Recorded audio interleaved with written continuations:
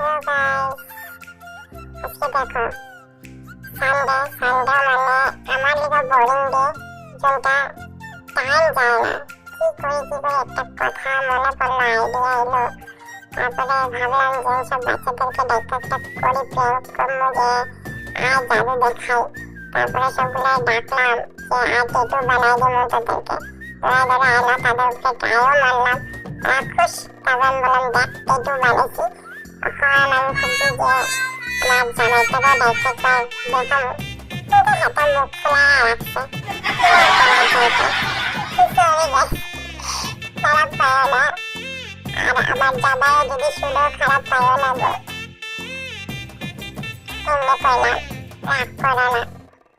আমার মতন যে যা টাইম আছে মানে ফালতু কাম করার, আমারও বুদ্ধি দিও কি কি করতে পারো।